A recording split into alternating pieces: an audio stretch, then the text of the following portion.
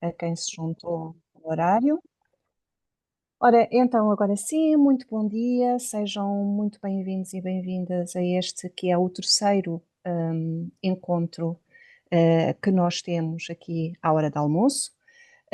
Este encontro é promovido pelo Consórcio Redata no âmbito da Semana Internacional do Acesso Aberto e hoje iremos ter connosco um, dois investigadores. Por um lado, o investigador Paulo Borges, da Universidade dos Açores, e também o Bruno Direito, da Universidade de Coimbra. Eu já irei apresentá-los, como é óbvio, e também dar-lhes a palavra, porque é para isso que cá estamos todos, para os ouvir. Irei apenas aqui dar-vos algumas indicações do ponto de vista prático. Poderão usar o chat ou a área de perguntas e respostas para deixar as vossas questões ou levantar a mão para que depois, no final, seja ativado o microfone. As apresentações e as gravações também serão disponibilizadas e, portanto, terão acesso às mesmas.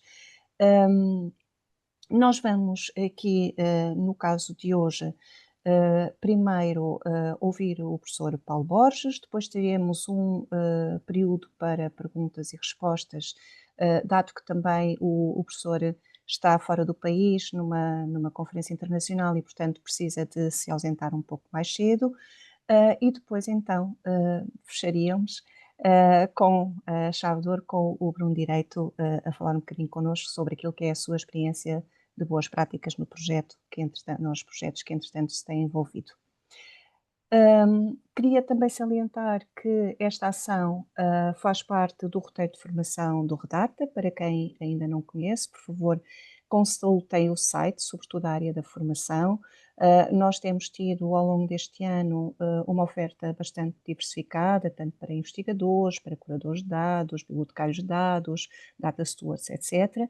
Iremos ainda ter algumas até ao final do ano e, portanto, poderão conhecer toda a oferta neste roteiro de formação em que se fez também o levantamento de competências e os requisitos de aprendizagem. Para já, a nossa ação tem sido diversificada, portanto, temos chegado a um conjunto bastante abrangente de pessoas. Estão aqui algumas das fotografias que ilustram alguns desses momentos. E salientava então que as próximas ações, ou seja, aquelas que irão estar aí mais proximamente, estão disponíveis, toda a informação está disponível no site e poderão lá encontrar. Deixo também aqui os links para as nossas redes sociais, para o nosso contacto de e-mail e também para o site Redata. E vou deixar então de partilhar, vou interromper o meu partilhamento porque vou passar à apresentação do professor Paulo Borges. Professor, muito bem-vindo, muito obrigada pela sua participação, pela sua disponibilidade em integrar aqui esta ação. O professor Paulo Borges é doutor em Ecologia de Insetos pela Universidade de Londres e é professor na área de Ecologia da Universidade dos Açores. Lidera um grupo de investigação específica em biodiversidade insular, biogeografia e conservação e participa ativamente no desenvolvimento do portal da biodiversidade dos Açores, que penso que nos irá mostrar nesta sessão, que é um interface web único, extremamente relevante para comunicar aquilo que se tem feito em termos de biodiversidade, de investigação na biodiversidade na região do arquipélago. É também co-presidente do grupo de especialistas em invertebrados das Ilhas Atlânticas, da International Union of Conservation of Nature, e agora, mais especificamente ainda, é membro do grupo de especialistas em aranhas e escorpiões, portanto que é um aspecto aqui muito particular, e obviamente também do grupo de especialistas em monitorização deste mesmo organismo internacional. O professor tem uma atividade também editorial bastante extensa e penso que também nos irá falar um bocadinho dela, porque há aqui uma particularidade associada aos Data Paper Journals. Diria ainda que a sua investigação se centra na macroecologia de artrópodes, em ecossistemas insulares. Um, Atualmente, a sua investigação é orientada por três principais objetivos: recolher dados da área da ecologia de longo prazo, para investigar padrões na área da diversidade, exatamente. Utiliza a macarronésia como o sistema modelo para estudar estes mecanismos que são responsáveis por biotas insulares particulares e tem, de facto, aqui identificado um conjunto de vias que afetam os agrupamentos endógenos daquela região, um, em contexto de alterações globais, não é? Sobretudo alterações climáticas, e portanto tem aqui uma grande ação também, um grande impacto na área da conservação das espécies. Um, o professor Paulo Borges irá estar presente no site Redata, na nossa área das boas práticas e casos de uso, porque já tivemos uma conversa muito interessante e muito esclarecedora sobre estas questões. Hoje será aqui, diria, dar apenas algumas indicações mais breves e depois terão a oportunidade de ler mais sobre este trabalho proximamente nas narrativas. Eu dava-lhe desde já a palavra, professor, esteja à vontade, temos cerca de 15 minutos, um bocadinho mais se for possível para si. Muito obrigada pela participação. Obrigado pelo convite e por dar a oportunidade de partilhar a experiência que temos nos Açores sobre a partilha de dados e, para diferentes tipos de públicos. E vou então partilhar rapidamente o ecrã e a minha apresentação.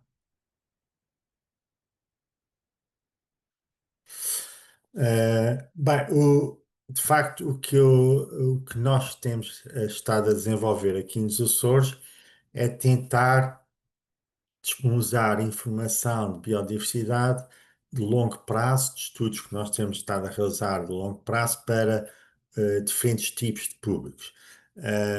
Na prática, o primeiro eixo importante é de que é necessário obter dados ao longo do tempo, no caso não só das ilhas, mas de qualquer tipo de ambiente terrestre e marinho.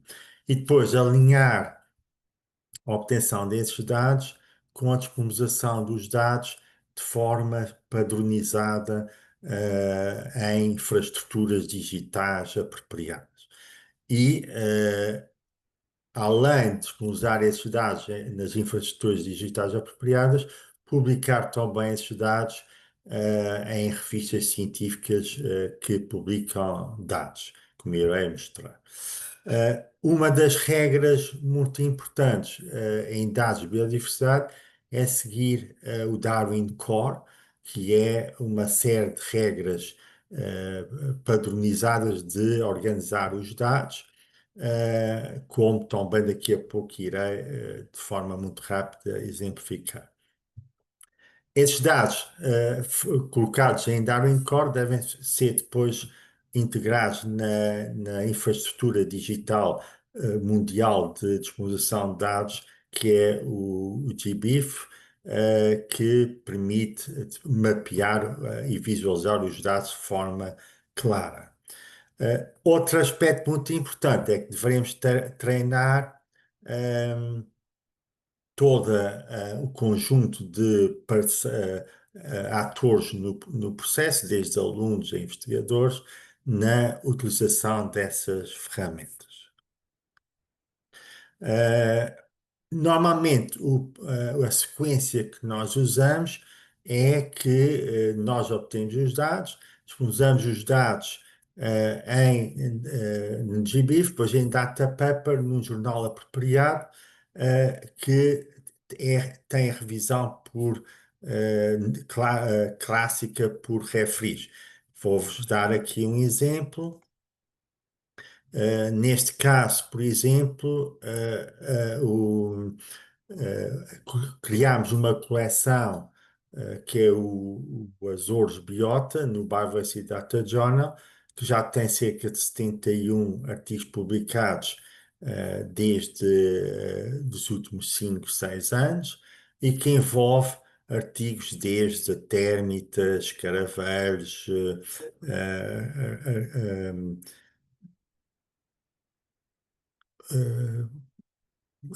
ações de bioblitz para a sociedade, polinizadores, líquens, toda uma série, briófitos, portanto, toda uma série de estudos de monitorização e que são disponibilizados para o grande público através, para o grande público, não, para o público científico, através deste tipo de publicações. Estes artigos envolvem a criação, são artigos científicos, na sua forma, são artigos científicos, tem um abstrato, depois tem, digamos, uma introdução com a revisão da literatura e depois tem a descrição do projeto, cada projeto de forma detalhada. Neste caso é um projeto de térmitas, utilização das térmitas dos Açores, o pessoal envolvido no trabalho, quem é que identificou as espécies e depois a descrição da área de estudo, os métodos de amostragem, tudo isto é standard num data paper, o grupo taxonómico estudado e depois, muito importante, os dados propriamente. E aqui no data paper o que se faz é fazer a linkagem dos dados para o GBIF. Eh, e os dados estão já carregados previamente no GBIF e aí nós poderemos visualizar os dados propriamente, onde é que, neste caso, foram recolhidos em detalhe em cada ilha dos Açores, neste caso. Portanto, os dados ficam visualizados e podem ser recuperados, obtidos, as pessoas podem baixar os dados de forma open, completamente padronizados, e os dados vêm em formato de Darwin Core. O que é então Darwin Core?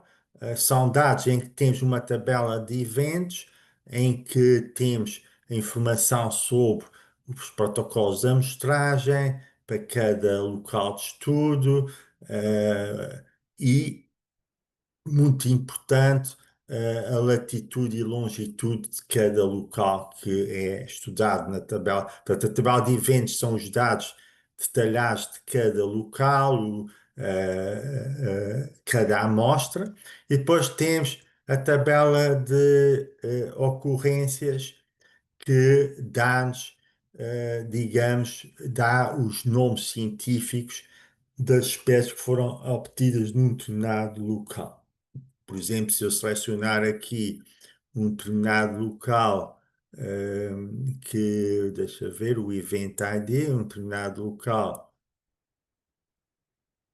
hum, onde é que está aqui isto? Está aqui, filter. Vemos que eu seleciono aqui um local, o Event ID, onde é que está?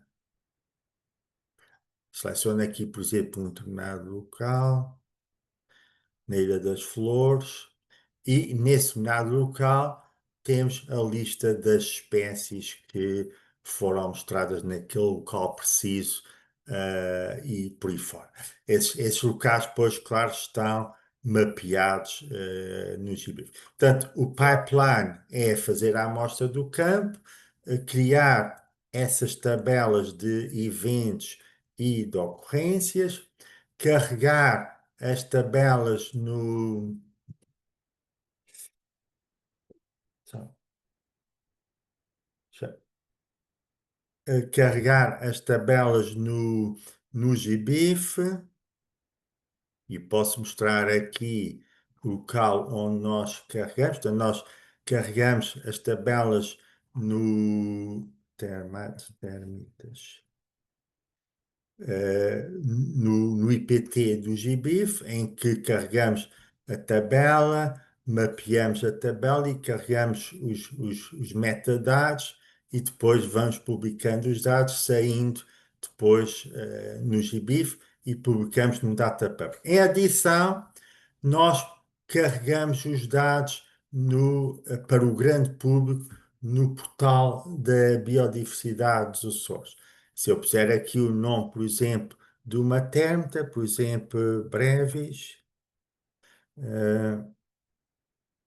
vou ter aqui a térmita Cryptotherms brevis que existe nos Açores, com imagens e a sua distribuição, por exemplo, na Ilha Terceira, a distribuição detalhada, neste caso a espécie existe aqui em Angra, e depois posso saber a distribuição no mundo inteiro, linkando com o GBIF, e sei que essa espécie no mundo inteiro, está aqui nos Açores, Madeira, Canárias, aqui nos Estados Unidos, no Havaí e por aí fora. Portanto, este é a fase final de todo o processo, que é disponibilizar para o grande público os dados.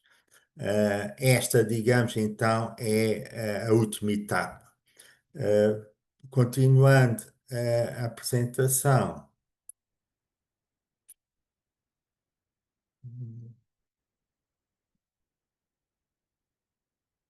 Portanto, a última etapa então é integrar os dados numa plataforma para o grande público, que é o Azores Bioportal neste caso, em que nós estamos ligados ao GBIF como a plataforma depois internacional que linka os dados regionais a nível internacional.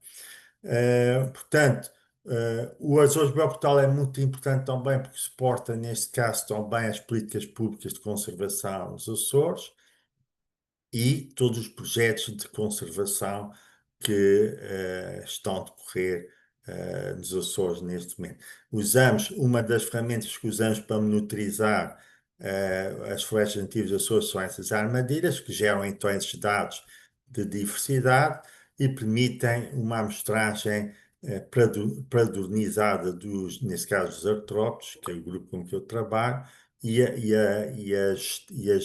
digamos, temos aqui uma espécie de ciclo perfeito, que é nós obtemos os dados de monitorização, disponibilizamos os dados no GBIF e em data papers, permitem criar indicadores para conservação no limite, fazer o assessment, a quantificação nas listas vermelhas da IUCN e fechamos assim o ciclo perfeito desde os dados obtidos no campo, disponibilizados em plataformas públicas e depois analisados cientificamente para conservação, neste caso. Ou seja, estamos a tentar adotar estándares internacionais e investir muito na governança interna. Portanto, nós fazemos formação dos nossos alunos em todo esse processo e um dos outputs é sempre a publicação de um data paper no âmbito das teses de mestrado, doutoramento dos alunos, para que esses dados sejam disponíveis para os outros cientistas. E, claro, desenvolver portais de conexão entre o Azores Bioportal e o GBIF. Ou seja, isso permite a colaboração entre a academia, os governos e a sociedade, na prática. E, mais ou menos, é este, em resumo, o processo total de disponibilização de dados. Claro que temos também um curso na infraestrutura LifeWatch Europa, eh, que é a infraestrutura de biodiversidade europeia. Temos um curso sobre Darwin Core, em que qualquer pessoa neste momento pode aceder a como fazer uma tabela de eventos, uma tabela de ocorrências em Darwin Core. Esse curso são cerca de 6 horas e está aberto a todas, portanto, esse link está disponibilizado já em muitos sítios e é o link que eu uso para dar formação, digamos, a alunos e colegas chama a atenção que depois de aprender o Darwin Core, esse procedimento entra depois nos métodos de trabalho diários dos investigadores para gerir os seus dados e mais dados como usar em data papers. Chama a atenção que não há só o Biodiversity Data Journal um, como um data paper, existe o Scientific Data do grupo Nature, existe do grupo MDPI também existe uma revista de data paper e até de outras editoras também. Portanto, cada vez mais estão a ser criados jornals só para disponibilização de dados de todos os tipos, não é só sobre biodiversidade, todos os tipos de dados podem ser disponibilizados em formatos adequados em revistas de dados. Obrigado pela vossa atenção. Obrigada a nós, professor. Foi um gosto tê-lo aqui a falar um bocadinho sobre o processo de trabalho, neste caso na Universidade dos Açores, e, portanto, tudo aquilo que devolvem, no fundo, também à sociedade em termos de conservação do ambiente. Eu iria perguntar se alguém tem questões, aqui no chat não estou a encontrar. Ok. Há aqui uma questão. Estão a perguntar como é que funciona o processo de Exato, edição. do Data Paper. Eu Sim, vou partilhar novamente. obrigada. Vou até ver aqui um exemplo Sim, do paper que estamos em revisão neste momento. Onde é que está? Olha aqui. Está aqui. Portanto, este artigo agora aqui em concreto,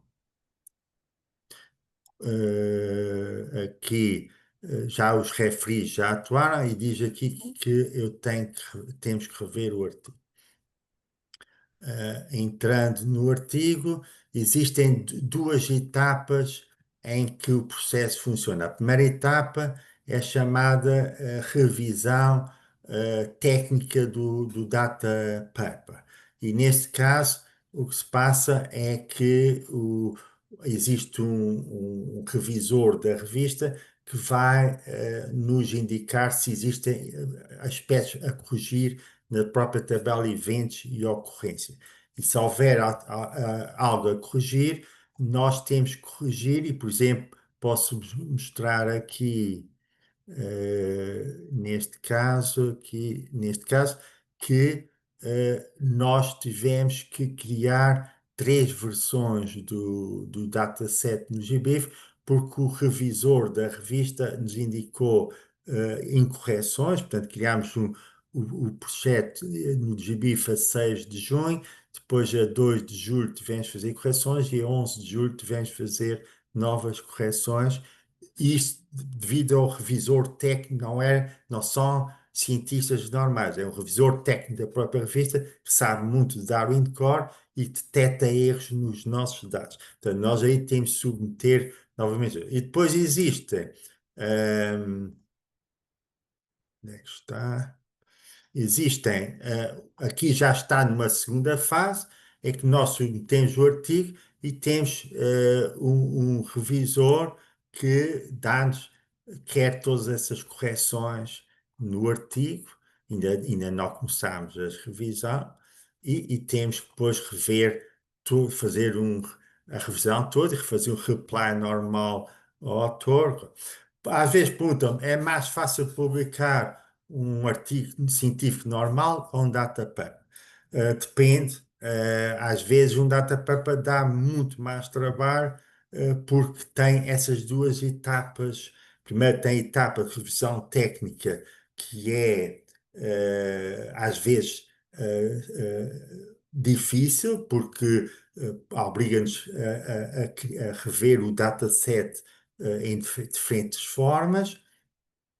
E, por outro lado, depois tem a parte tradicional da revisão dos referees, que tem as suas dificuldades ou não. Portanto, em alguns aspectos, é mais complicado porque tem duas fases de avaliação diferentes. Obrigada, professor.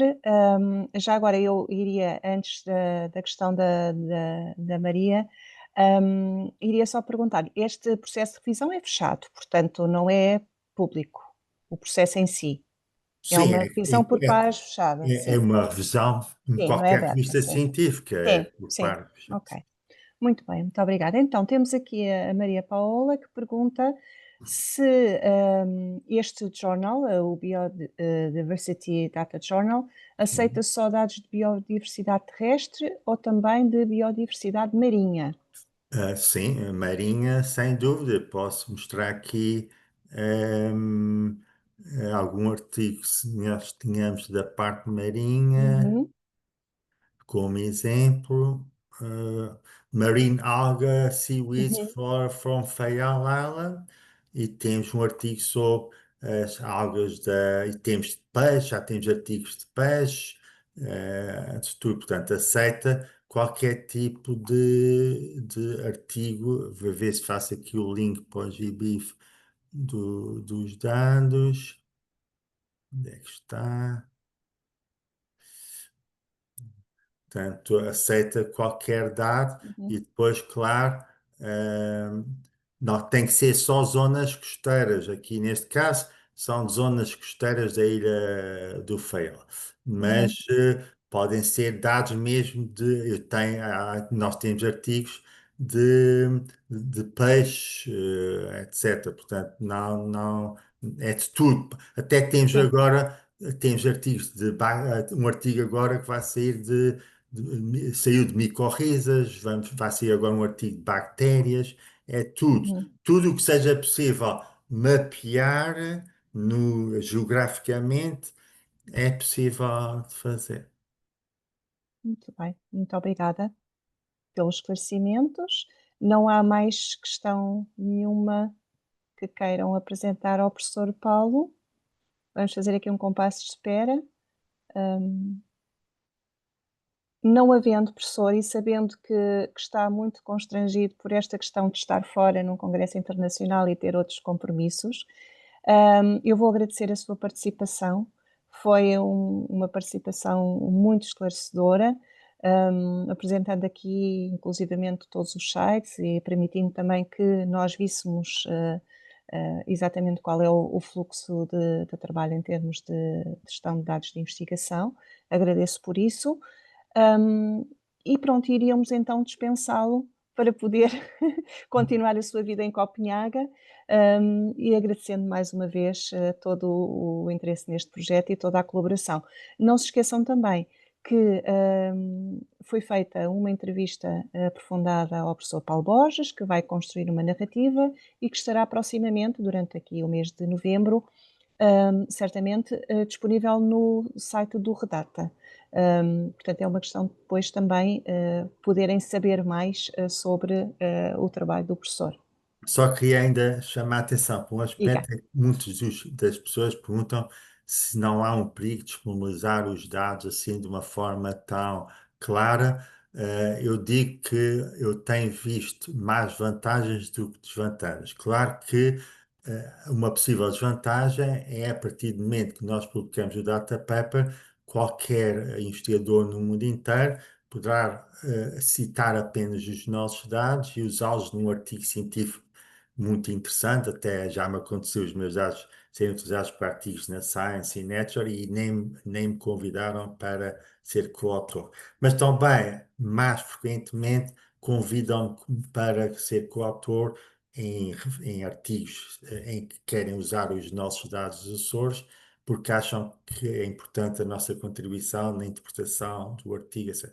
Portanto, há um lose and win, há uma Uhum, perca mas eu penso que a visibilidade dos dados e a possibilidade de entrar em networks dá mais vantagens. Eu, por exemplo, eu estou aqui em Copenhaga, num exatamente. workshop com 20 cientistas do mundo inteiro, precisamente porque fui identificado como um ator essencial em dados de biodiversidade em ilhas, e só é possível porque eu disponibilizo os meus dados. Portanto, e claro, que daqui pode sair um artigo científico numa excelente revista, espero eu. Portanto, acho que há maiores ganhos em disponibilizar os dados de forma standard e com qualidade, embora possa haver, claro, algumas desvantagens instantâneas, nada é perfeito na sua.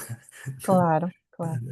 Ó, professor, eu diria até que, colocando agora a tónica na parte societal, do impacto societal, a disponibilização dos dados tem, no caso deste projeto, uma grande relevância, visto que apoia até a decisão em termos de Conservação da natureza conservação nos da Açores. natureza, portanto, nesta zona do arquipélago dos Açores. E, portanto, para além dos benefícios que a abertura de dados traz para os próprios investigadores e para a criação desta networking, também há um ganho, não é?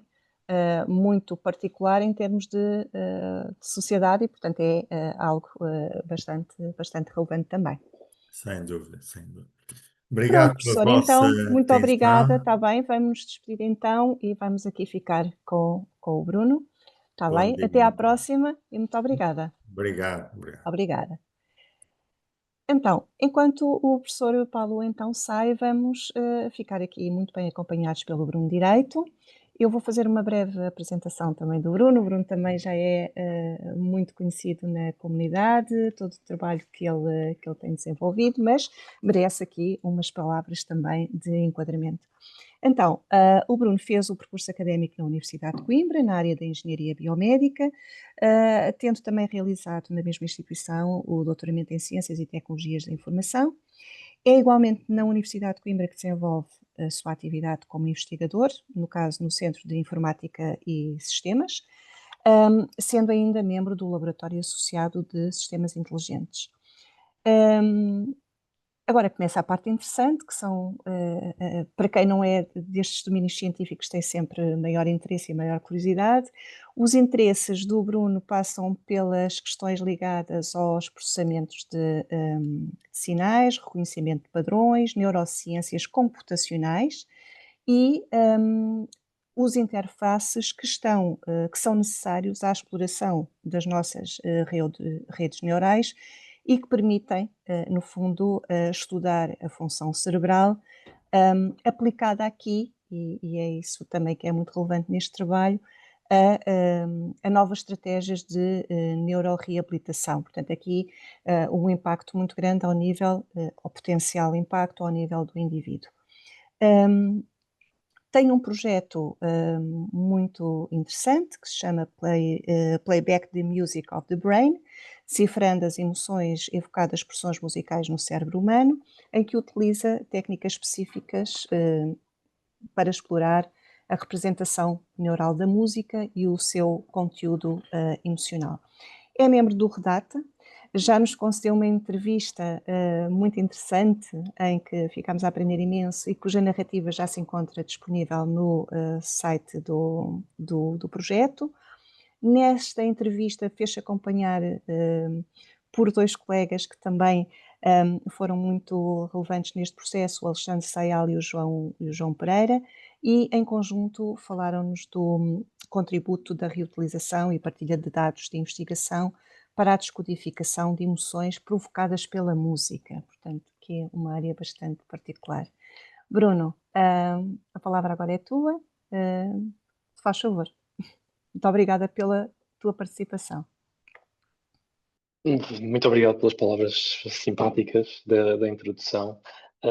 Eu gostava de fazer primeira referência à apresentação anterior do professor Paulo Borges e agradecer o exemplo prático com um impacto social muito direto e esta questão da monitorização das espécies e a questão dos dados abertos e a forma como o GBIF também funciona como uma interface entre diferentes sistemas e opera em diferentes instrumentos dentro da ciência aberta, acho que é sempre um caso de uso extremamente interessante e a forma como o professor Paulo Borges, de forma entusiástica, foi apresentando todo o processo foi sem dúvida uma mais-valia também para mim.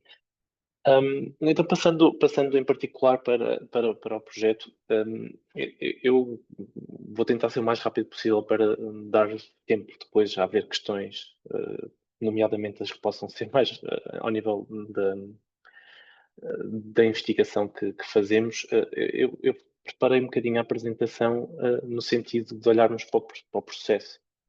E o desafio que nos foi feito foi falarmos então numa descrição muito breve do projeto e já lá passo. Depois eu acabei por juntar os 3 desafios e os 3 pontos seguintes num só e depois tentar explorar um bocadinho o que é que foram as lições aprendidas, o que é que são os desafios e tentar juntar estes 2 elementos, evidenciando sempre o que é diferente. O projeto. A apresentação da Ana foi bastante clara e deixem-me só dar o contexto de onde é que nós queríamos chegar para explicar um pouco melhor o que é que este projeto Brain Playback acabou por tentar fazer. Acima de tudo, para o contexto desta apresentação, evidenciar que o projeto trabalha na interseção entre a neuroimagem, a engenharia, o desenvolvimento de novas aplicações e a psicologia. E, portanto, trabalhando aqui nesta interface entre a música, entre a psicologia das emoções, entre a imagem médica, há aqui um potencial de reutilização, um potencial de standardização, um potencial muito grande ao nível da ciência aberta e obrigou-nos a trabalhar muito a mudança de paradigma. Relativamente ao projeto e à parte científica, então, tentar dar algum contexto, o que é que nós pretendemos fazer?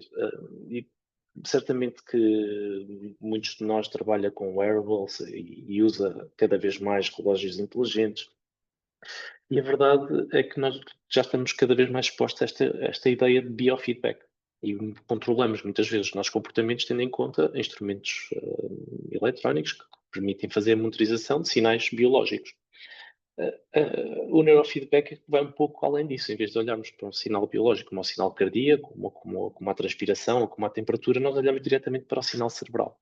E para isso nós precisamos de uma técnica de imagem médica. E, portanto, este é o primeiro elemento fundamental dentro desta arquitetura que nós desenhamos para desenvolver novas tecnologias de reabilitação. Estamos a trabalhar com patologias que podem ser de foro psicológico ou psiquiátrico, e a ideia é tentarmos, através destas técnicas de feedback, portanto, nós estamos a ler informação e estamos a tentar condicionar o comportamento em tempo real, aquilo que nós pretendemos é utilizar esta informação. Precisamos de uma estratégia, precisamos de uma técnica de imagem para ter acesso a esta informação, tentá-la interpretá-la em tempo real e reutilizá-la e apresentá-la aos participantes ou aos doentes para eles controlarem o seu próprio comportamento e tentarem construir dentro deste loop que está na imagem acima, tentarem controlar a sua própria atividade funcional do ponto de vista do cérebro, da mesma forma que quando estamos a correr, temos um relógio e se calhar o ritmo cardíaco aumenta, tentamos controlar. O neurofeedback tenta de uma forma informada dar informação às pessoas para como é que podem controlar e que tipo de processo podem tentar condicionar. Um aspecto-chave neste loop é a interface, é como é que nós damos informação ao participante, neste caso, se for numa população clínica, como é que vamos dar ao doente. E aquilo que nós temos trabalhado bastante é tentar fazer com que os nossos estímulos sejam o mais recompensantes possíveis. Isto tem uma motivação neurobiológica, mas acima de tudo este conceito de ser um estímulo recompensante. E a música, por defeito e por história, é conhecido como um dos estímulos mais recompensantes que existe, quer na sua estrutura, quer no seu valor social, que depende do contexto em que cada um está inserido. E o nosso projeto andava muito à volta disto, era tentar, de uma forma muito ligada à inteligência artificial, tentar identificar quais são as áreas que reagem a determinados estímulos musicais, de forma a podermos depois reutilizar esta informação no contexto de neuroreabilitação. E do ponto de vista macro, foi este o nosso grande desafio no âmbito deste projeto. O que é que isto nos obrigou a pensar? Primeiro, obrigou-nos a pensar no processo. E o processo, se pensarmos, e aqui olhando para o meu processo há 10 anos atrás, era uma equipa de investigação em que olhava para os outputs de investigação como uma publicação. E claro, a primeira coisa que nós fizemos, como grande parte de vós já começa a olhar, é vamos pelo menos, e fazendo então referência à semana em que estamos, o acesso aberto é pensar logo no pré-print como primeiro elemento de partilha de informação acerca do output do nosso processo de investigação.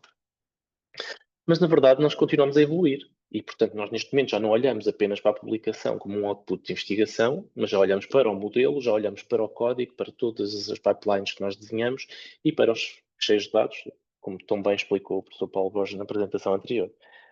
O nosso processo evoluiu e nós começamos a ter que olhar para todos estes outputs e nós ter, de alguma forma, olhar para este processo de uma forma transparente e reprodutível e, portanto, estes vários elementos serem reprodutíveis de uma forma clara e transparente.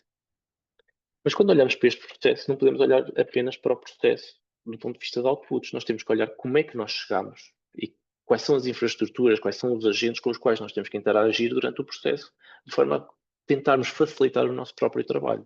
E aqui eu vou reforçar a palavra facilitar o nosso próprio trabalho e vou guardar o último slide para explicar o que é que eu estou a dizer, ajudar o nosso próprio trabalho neste sentido.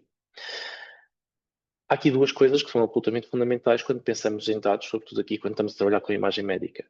De onde é que vêm os dados? E aqui nós temos que trabalhar com os técnicos de imagem e como é que nós vamos interagir com os sistemas de aquisição e temos que olhar depois, enquanto estamos na fase ativa do projeto, enquanto ainda estamos a adquirir dados, como é que nós vamos fazer a gestão e curadoria dos dados em tempo real, ou tentar o mais rapidamente possível fazer isso, e depois pensarmos já a posteriori no que é o storage de longo termo.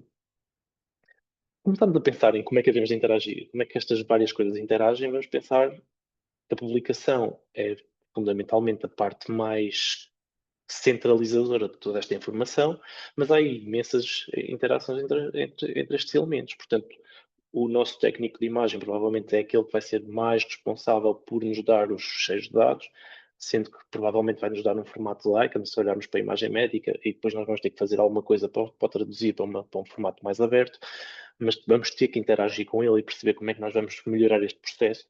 Vamos ter que olhar para a infraestrutura de IT e vamos tentar perceber como é que nós vamos conseguir fazer com que os dados tenham um determinado backup, tenham uma determinada redundância, que estejam disponíveis de uma forma ágil, que não haja uma redundância excessiva dentro da equipa, que haja processos claros de controle de versões e, claro, facilitar-nos-ia muito a vida se durante o processo de investigação nós já tivéssemos um formato que fosse o mesmo do momento da partilha, para depois do longo termo.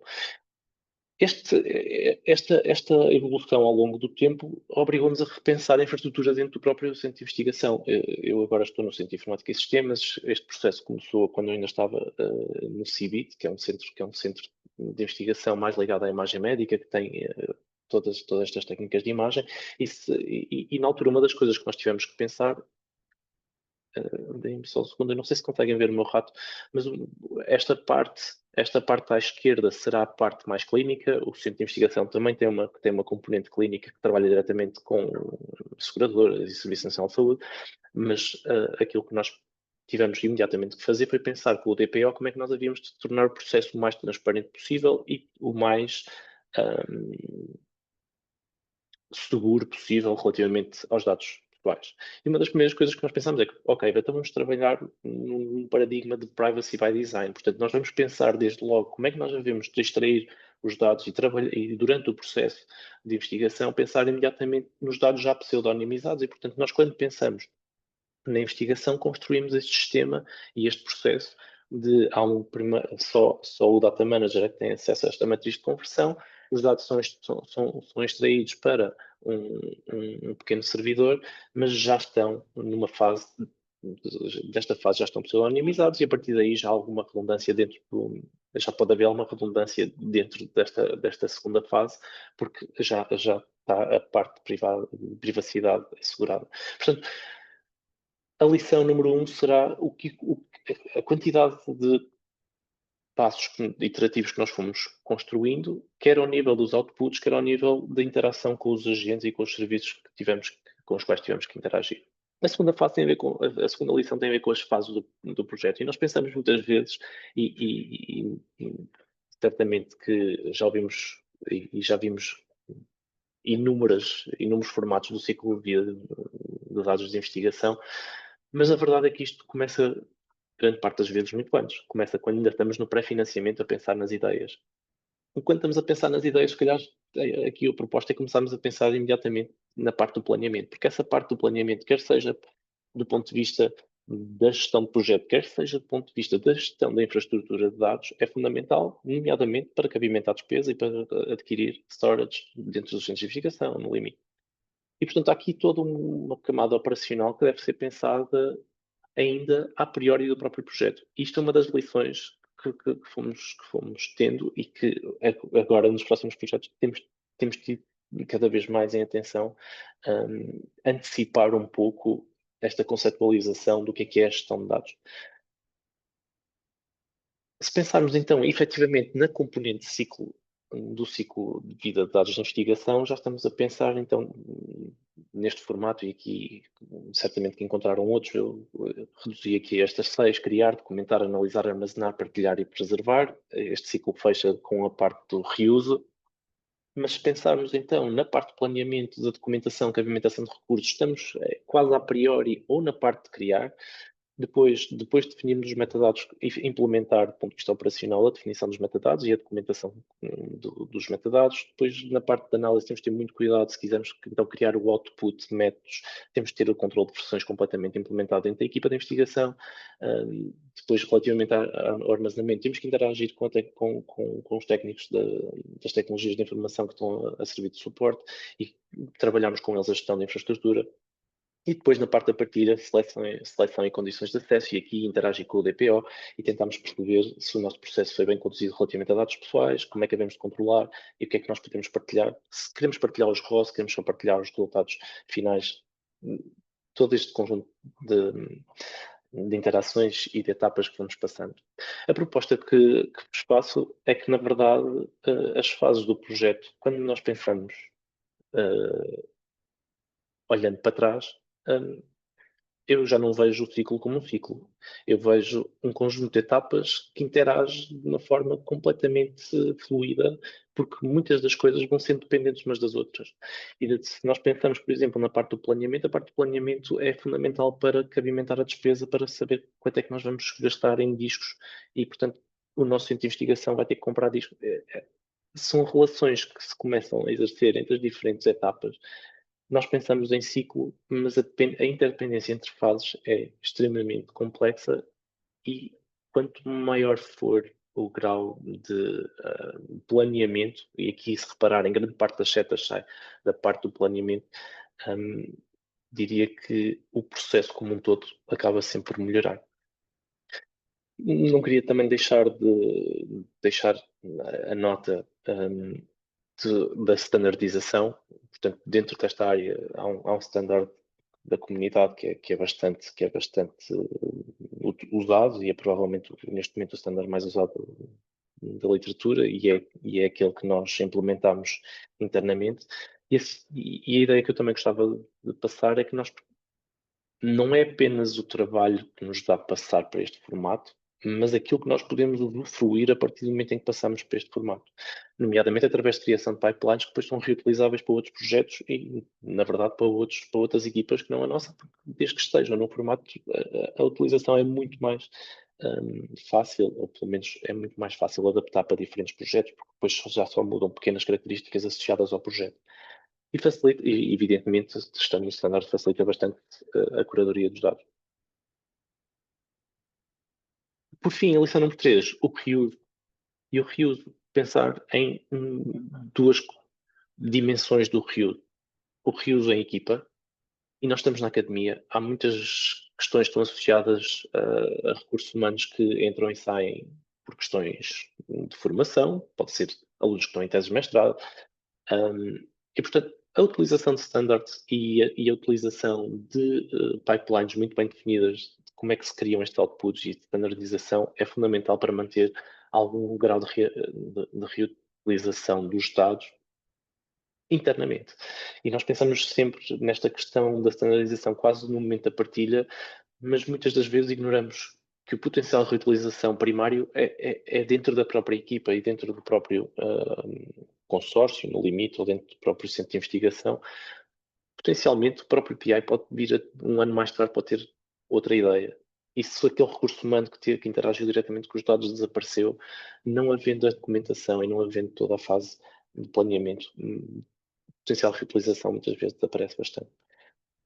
E depois, então, a partir a longo termo, e aqui apresento-vos um dataset que temos partilhado num repositório, e aqui este repositório é um repositório de nicho, portanto é um repositório de neuroimagem que só trabalha com este standard, e ele traz-nos uma coisa que é muito importante para nós, que é ele tem ferramentas de validação, portanto ele força-nos a ter a curadoria em dia, basicamente, porque ele tem um conjunto, quando se submete o dataset, ele próprio apresenta-nos uma validação, e se repararem aqui, ele, quando passou o processo de validação, ele disse que é válido, mas apresenta um warning porque algum metadado está incompleto, alguma coisa está em falta, e, portanto, pode-se condicionar. Claro, também há então, o Pollen, e este projeto também serviu como teste da infraestrutura Pollen, e, portanto, dentro de outros contextos, sem ser de nicho, podemos associar então este standard a repositórios um pouco mais genéricos, como o do Pollen, mas permite-nos esta flexibilidade também neste sentido. Aqui o potencial reuse, o professor Paulo Borges falou acerca desta questão. A partir do momento em que os datasets estão partilhados, começam a surgir questões das pessoas, da comunidade, e isso também traz-nos potencial de colaboração e de criação de parcerias.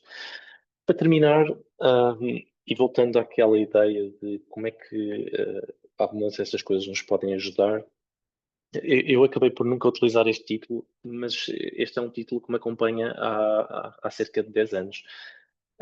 Não pergunto o que podes fazer pela ciência aberta, pergunto o que a ciência aberta pode fazer por ti.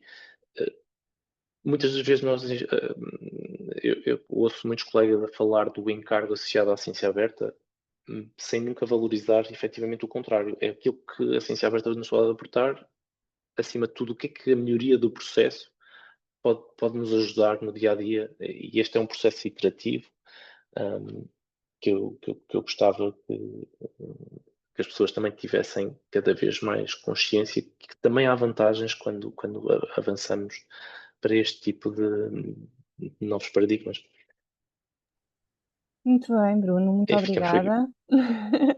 Está excelente, muito obrigada, pela tua participação, foi muito elucidativo, aqui com uma série de questões que levantaste, desde a questão da segurança dos dados e a preocupação que é preciso ter quando se trata de projetos em determinadas áreas do conhecimento, a questão também muito interessante, não é, de nós olharmos para o ciclo de dados não como propriamente um ciclo, mas um conjunto de interações, também me parece bastante relevante, e acabando aqui com esta máxima que eu também acho muito interessante e que eu até estenderia, também fazendo a relação com a apresentação do professor Paulo Borges, não só o que é que a ciência aberta pode fazer pela própria investigador, pela equipa, mas também pela própria sociedade, não é? Porque já vimos no caso do professor Paulo que a questão do apoio à decisão, no caso do governo dos Açores, e depois todo o trabalho que é feito em termos de conservação tem um impacto na sociedade muito, muito extenso, e aqui no projeto do Bruno diríamos que ao nível da utilização prática, não é? Destes dados e do potencial que eles têm para serem reutilizados, e a partir daí alavancar outros projetos na área da neuroreabilitação, é muito relevante também, não é?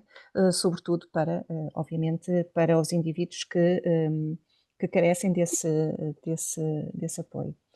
Eu perguntava se alguém tem alguma questão, só temos aqui um elogio, comunicações muito interessantes, agradeço a partilha, muito obrigada, mas as comunicações foram muito interessantes.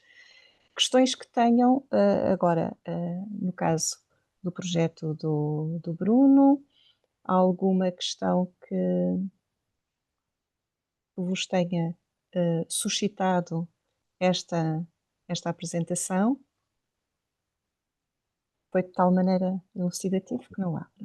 Pronto, é bom sinal quando assim é.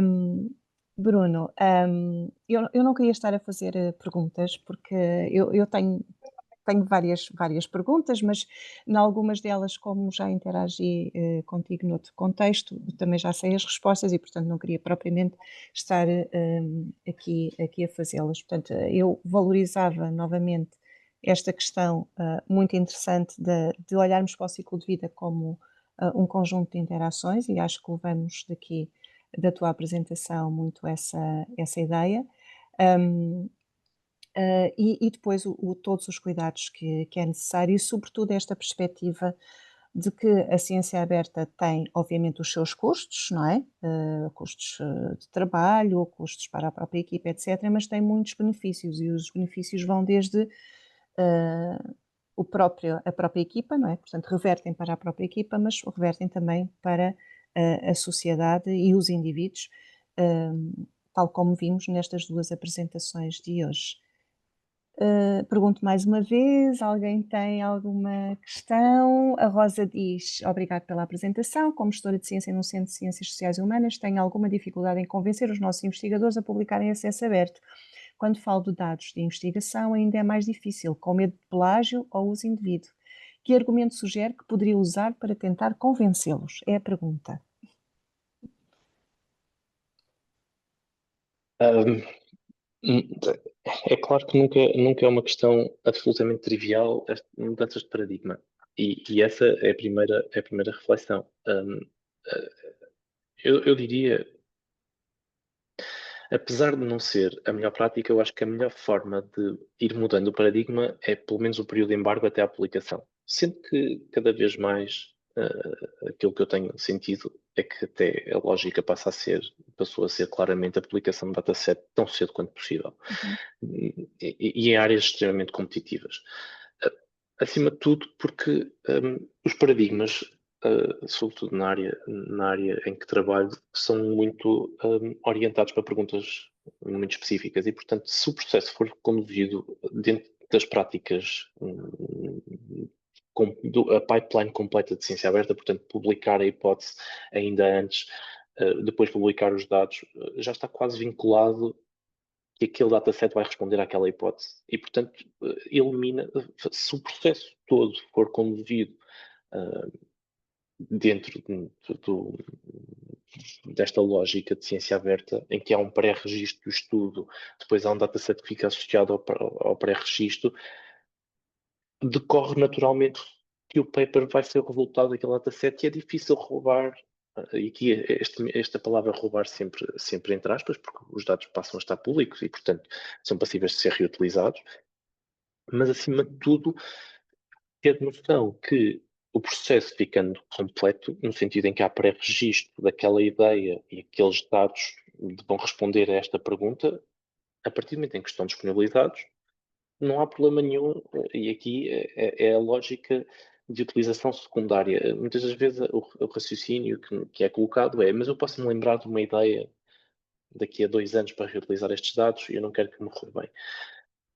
Aqui já tem a ver com lógicas de financiamento que provavelmente também não nos dão esse direito, digamos assim, de manter esta lógica.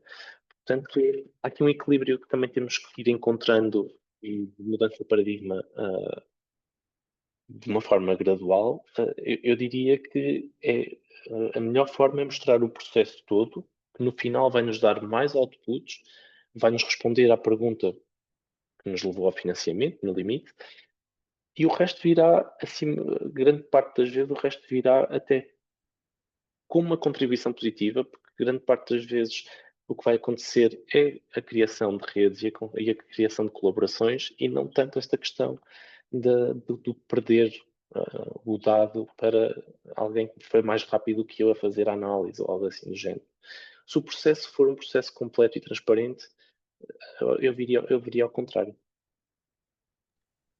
Ok. Esta questão, pronto, poderíamos continuar aqui a discuti-la, porque há investigadores que pensam exatamente que é disponibilizar os dados, porque às vezes em determinadas investigações os dados são muitos e, portanto, não vão ter a oportunidade de os tratar todos e, portanto, nesse sentido, até é bom que outros colegas peguem nesses dados. Portanto, há aqui variadíssimas depois formas, sendo que aquilo que o Bruno estava a dizer é verdade. E sendo também que, do ponto de vista geral, quanto mais abertos forem os dados, menos possibilidade há de plagiá-los, não é? Porque mais de copiá-los, porque mais aberto é todo o processo e, portanto, mais conseguimos identificar quem chegar aos seus autores, penso eu, pronto. Mas sim, mas percebo que na área das ciências sociais e humanas, sobretudo, ainda há alguma resistência. Para terminar, a Ana Cláudia Almeida pergunta o que é que podes aqui adiantar para convencer a nossa instituição a fazer algum investimento humano e tecnológico e implementar um repositório de dados. Se tens assim alguma dica. O processo foi, acima de tudo, bottom-up. Um, e, e, e reparem que, para começar, o que é preciso é uma equipa de investigação tentar uma coisa diferente. Eu costumo dizer isto em todas as minhas apresentações: o processo não é um processo branco e preto, ou de branco para preto, é um processo iterativo que vai passar por muitas camadas até chegarmos à verificação total. E a ideia é sempre ir melhorando o processo em todas as iterações, olhando para trás e perceber o que é que eu posso fazer com aquele financiamento que eu tenho, o que é que eu posso fazer um bocadinho melhor. Eu, em vez de gastar dinheiro para comprar discos externos, vou comprar. Há um computador que vai servir de servidor, vai servir a minha equipa de investigação, e a partir daí começo a operar diretamente naquele. Começo a gastar dinheiro naquele servidor em vez de comprar discos externos. Aqui, reduzindo, peço desculpa esta redução é ridícula, mas o processo iterativo também faz por estes pequenos passos, é ir pensando o que é que eu posso ir melhorando, porque a verdade é que estas melhorias vão sendo refletidas na equipa, vão sendo refletidas no centro de investigação, vão chegar às FIAs e as FIAs vão perguntar o que é que se está a passar e o que é que podem fazer para ajudar. E, portanto, eu tenho trabalhado cada vez mais neste raciocínio bottom-up, nos investigadores de base pensarem o que é que podem fazer todos os dias para melhorar um bocadinho o processo, percebendo em simultâneo, e o Redata trabalha também efetivamente nestas áreas, que do ponto de vista das políticas nós ainda estamos um pouco atrasados, e no enforcing do ponto de vista das políticas ao nível dos centros de investigação, das unidades orgânicas e das instituições que fazem investigação. Mas, acima de tudo, não nos coibirmos de tentar coisas novas, de tentarmos ir aderindo aos paradigmas de ciência aberta, porque grande parte das coisas estão ao alcance de pequenas atualizações, de subir o primeiro degrau e, a partir daí, melhorando o processo, perceber que eu vou ganhando tempo e posso posso subir o próximo degrau, e depois, quando a alteração for orgânica, se calhar eu estou muito mais preparado para fazer uma mudança completa de todo o processo.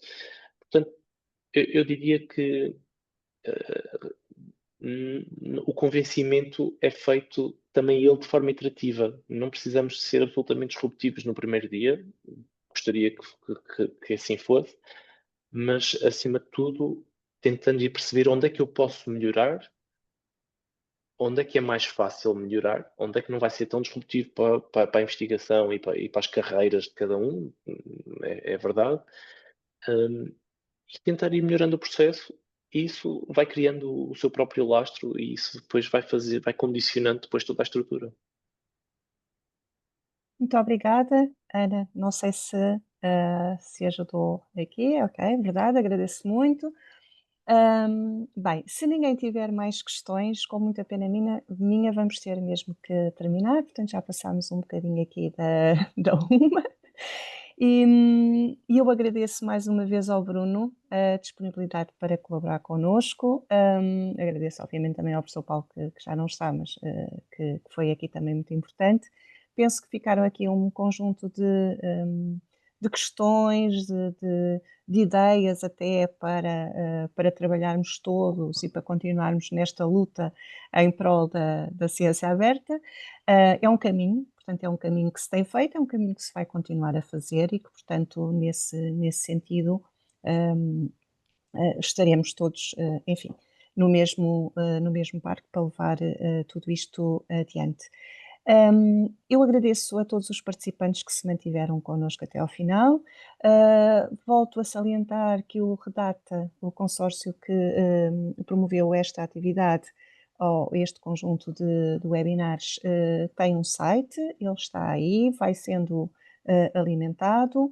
Na questão das boas práticas, nós temos um conjunto já disponibilizado e até ao final de novembro vamos ter um outro conjunto também de narrativas.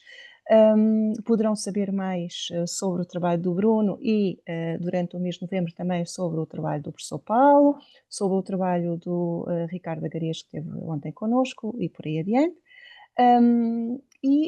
Agradeço imenso a todos, vão-se mantendo alerta para as atividades do Redata, porque ainda há muito a acontecer até ao final do ano.